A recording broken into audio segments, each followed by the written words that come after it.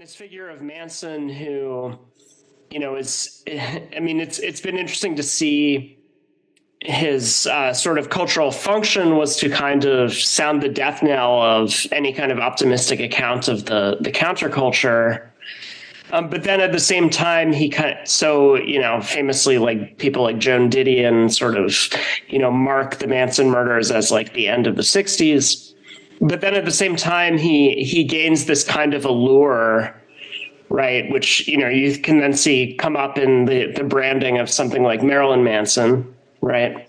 But, that allure is also of a piece with all of these other kind of dark outsider figures, all of whom you address at certain points. And the figures I would, and Manson is in some ways kind of at the crux of various of these types of figures. But, the first would sort of be the figure of the assassin, right? The sort of, Lee Harvey Oswald, et cetera, sort of mid-century figure of the political assassin, right? Who has a different profile from the earlier political assassin, who is like, usually has a kind of explicit sort of anarchist political orientation a lot of the time, or is, just has a very specific kind of political goal that is being sought, whether it's John Wilkes Booth or, the various kind of anarchist assassins who were operating in the late 19th, early 20th century.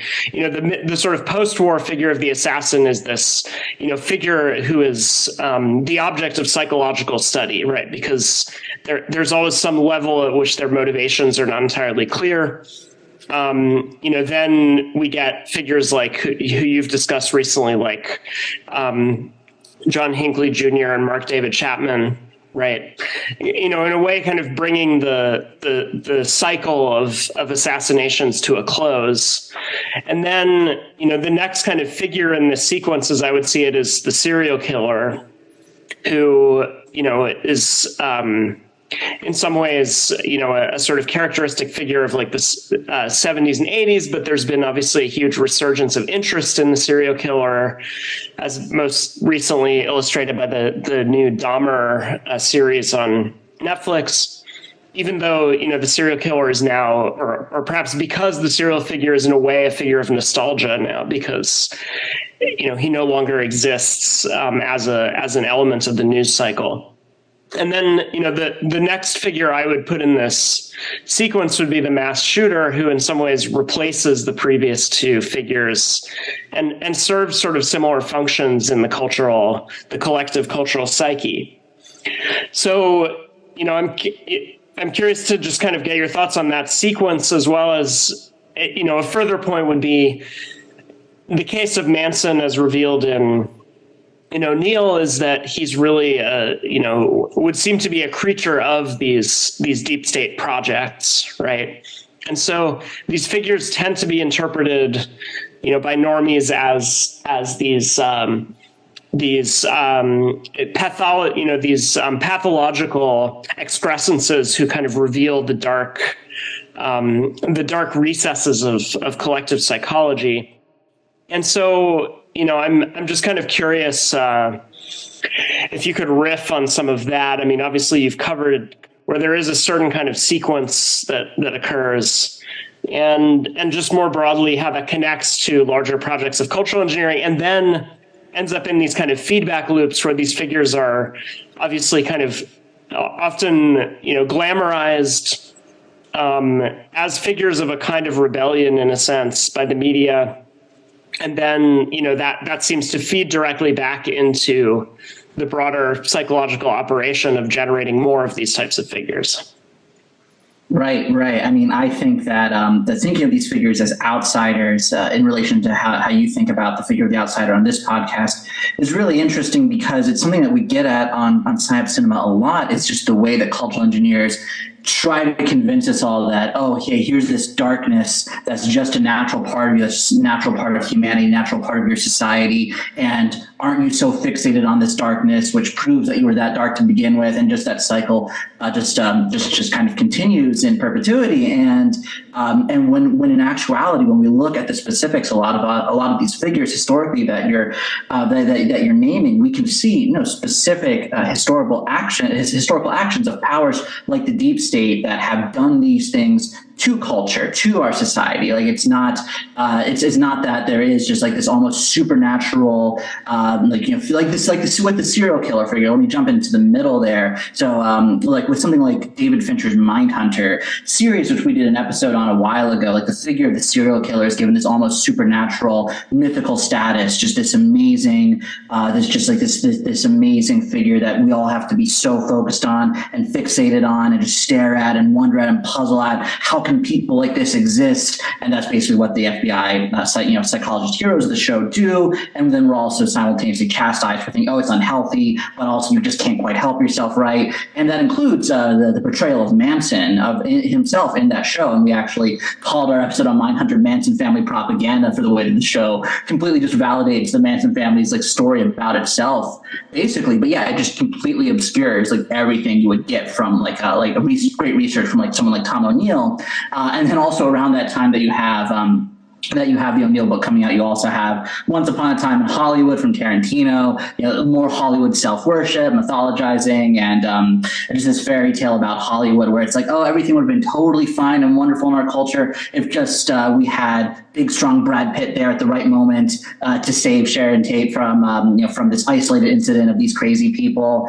It's all that is covering up the fact that there is a completely synthetic way that the serial killer phenomena is being produced, and not only traumatizing culture through the initial violence, but then through just films. And again, Fincher is a great example, stuff like Seven and Zodiac and other material from him that re-traumatizes the public by shoving these crimes in our face over and over again. So the serial killer is a really good example of that kind of pseudo outsider figure. And then same thing with the assassin figure. We also recently covered Mark David Chapman's the portrayal of Mark David Chapman from Jared Leto in the film Chapter 27, which is more of the same. Plenty of evidence. Brett has gone into this extensively, especially in some of our bonus material, that Mark David Chapman was a kind of MK Ultra Manchurian candidate assassin figure, and then that all just gets covered over so we can be traumatized by this portrait of insanity that gets fetishized by Leto's portrayal of Chapman. And then there's plenty of other films that do the same thing. And then also with the mass shooter, you have the kind of weird association of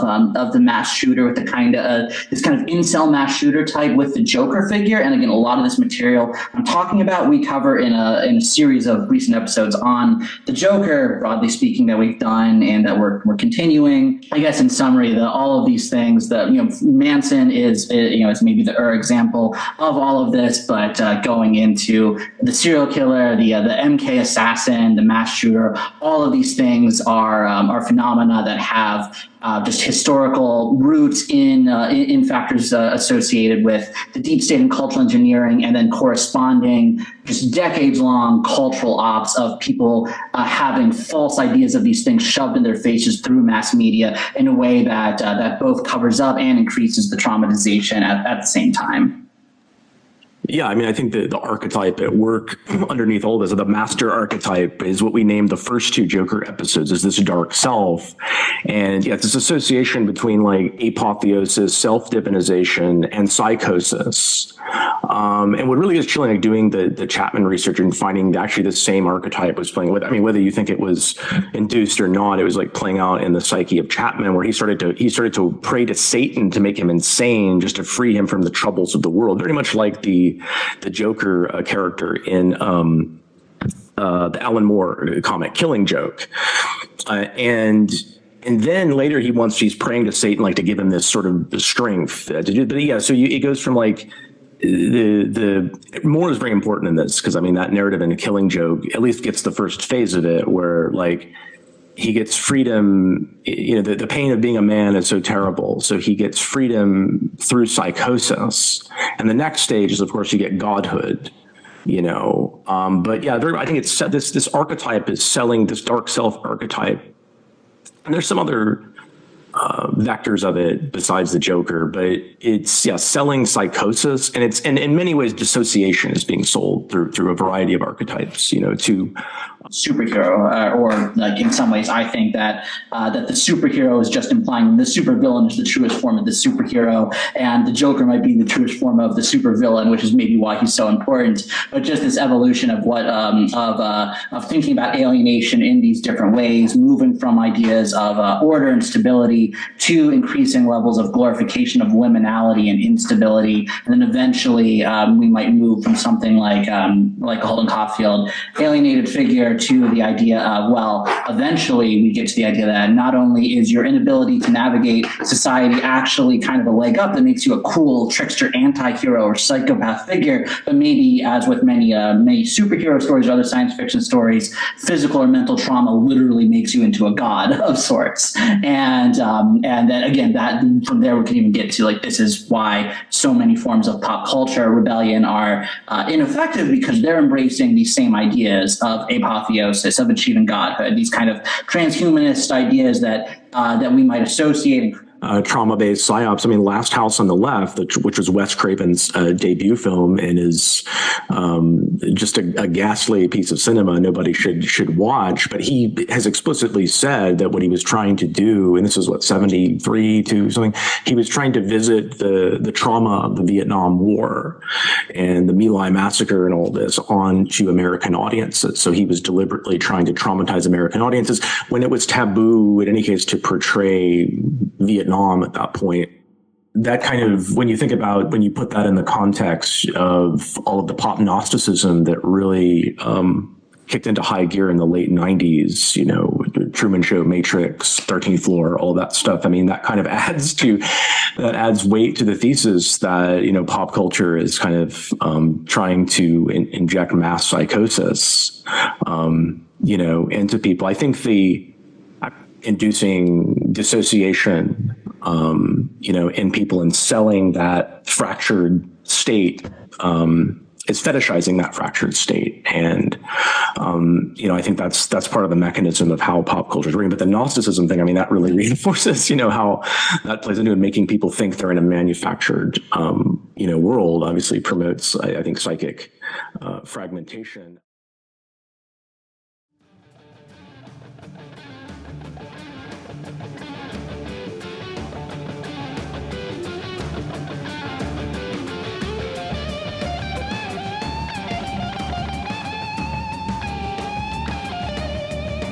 It has produced such a marvelous splash of technological marvels that its point of view, or the point of view of those scientists who started the whole thing going, has become amazingly persuasive and convincing.